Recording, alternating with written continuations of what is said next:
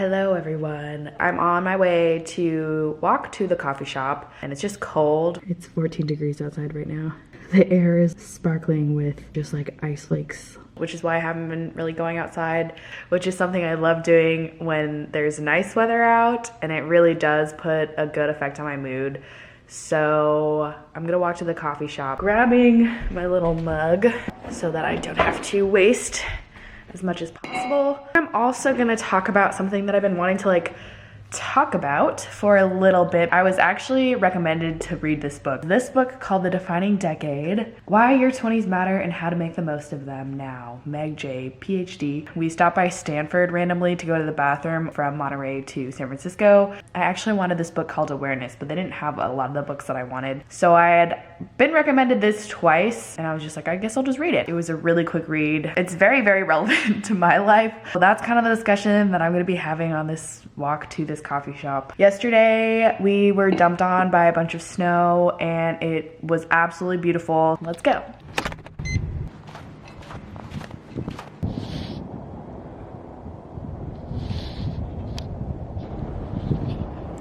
Disgusting.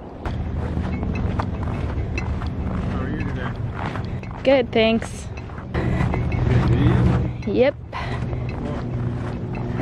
None of your business. Male privilege is being fucking creepy with another grown adult male and me having to be the one to change my route because I no longer feel comfortable taking a less traveled route because they have a car and could easily kidnap me.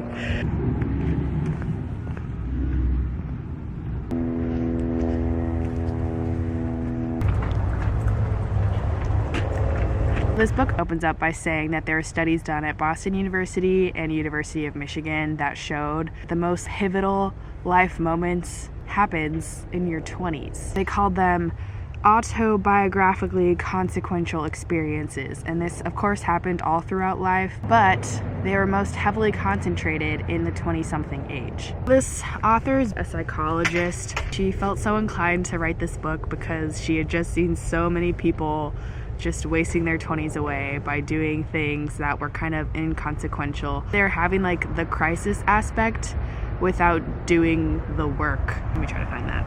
Identity capital is what we bring to the adult marketplace. It's the currency we use metaphorically to purchase jobs and relationships and other things we want. This book is so relevant to me right now, but also kind of to the current YouTube landscape. I feel like so many YouTubers in my community are quitting their jobs to do YouTube full-time and kind of pursue their creative endeavors. She says, 20-somethings like Helen imagine that crisis is for now and capital is for later, when in fact crisis and capital can and should go together. Researchers who have looked at how people resolve identity crisis have found that lives that are all capital and no crisis, all work and no exploration, feel rigid and conventional. On the other hand, more crisis than capital is a problem too. Maybe get a quieter shot. It's very winter wonderland. 20-somethings who take the time to explore and also have the nerve to make commitments along the way construct stronger identities. They have higher self-esteem and are more persevering and realistic. Blah, blah, blah. Clearer sense of self, greater life satisfaction, better stress management, stronger reasoning, and resistance to conformity. I encouraged Helen to get some capital. I suggested she start by finding work that could go on a resume.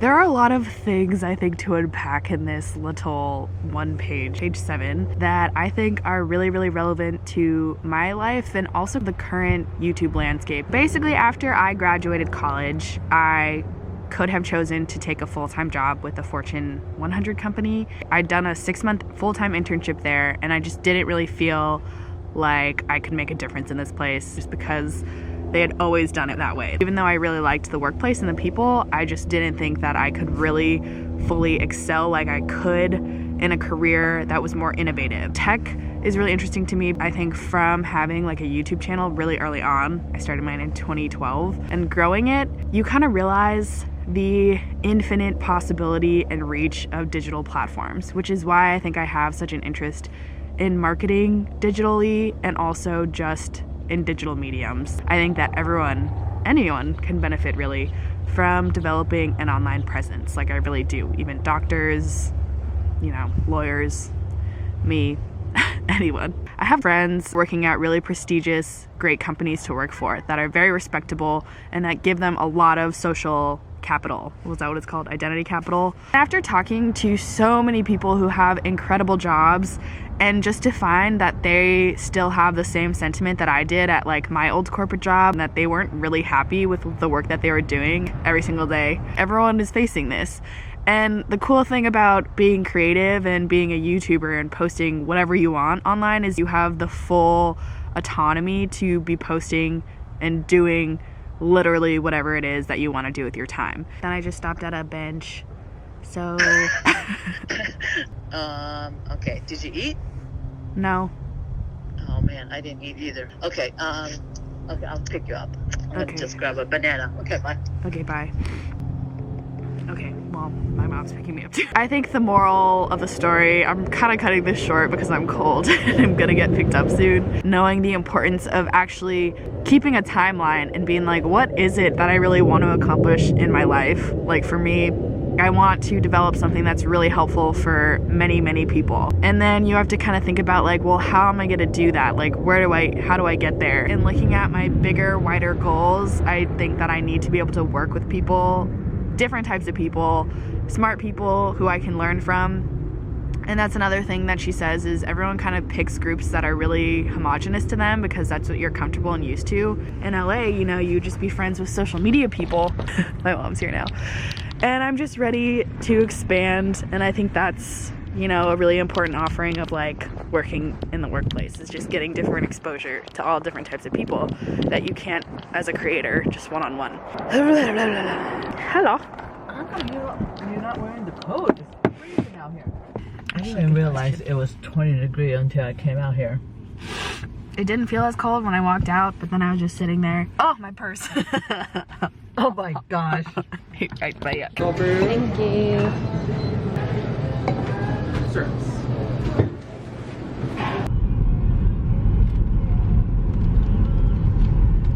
I wanted to kind of finish up my thought that I had earlier. I'm pretty close actually to the place that I was sitting outside. I just wanted to make this video because I noticed that a lot of YouTubers were quitting their full-time jobs. I think it is really great that YouTube allows people to have the ability to work for themselves full-time and to really fulfill your creative passions. There are different realities of working, especially by yourself on your own brand. For me personally, it's very isolating. It's a lot of just you and you. You have to also consider those types of things. You have to ask yourself, like, what does success here look like? It's a lot harder, I think, than it sounds. It's not all like sunshine and daisies. Quitting isn't always the answer, but I also think it really could be, and it could really work for some people. These are all just thoughts that I have in my head, just like floating around, and sometimes I don't want to vlog about them because I'm like, oh, I need to define a perspective, but I also kind of think it's just like an interesting thing to think about. I definitely don't mean to make this to be like, you don't have enough time, like you should be worried about where you are. But I think the biggest takeaway that I took is to step back and kind of plan things out, taking the steps in the right direction. Now I'm going to go to the coffee shop. I actually have a full yoga outfit on underneath. I just put this turtleneck and joggers over it, and then I'll take it off, and then I will be ready for yoga.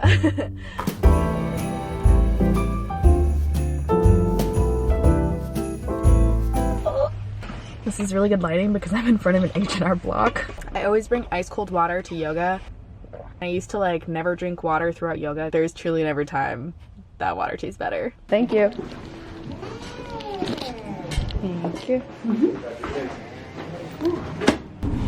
Okay, well, the aftermath of yoga. I'm finished with yoga. That was an incredible class. Something that I think is deeply important along with this subject is just that you need to take a step back to make sure you're on the right path. But once you do that, it's all just about patience. The thing that you just can't lose sight on is the long-term goal. And if you're not ever stopping to check in, to plan, or kind of do a recourse of action, your everydays can kind of just blend together, and then time can just kind of go by and you don't really have any significant big changes because you didn't take the time to plan it out. But I honestly like read the book a few weeks ago now, and I don't even know if that was supposed to be a major takeaway of that book, but that's just kind of what I connected to and what I took away and how I applied it to my own personal life. So that's just kind of the gist that I got. But yeah, I'm impressed that I made a whole video about this. Please do let me know what your thoughts are, and I hope you guys are enjoying this little series. I think it's just a really good way to get content up and like to share my thoughts. Don't forget to subscribe to this channel for more videos, and I will see you guys very soon. And thank you for watching. And try yoga. Oh, follow my yoga Instagram because I'm launching something for the new year that'll be really, really exciting, and a lot of work and effort and thought and time went into it over like the last year. So definitely follow my Instagram if you guys want to see what's happening there. Okay, bye.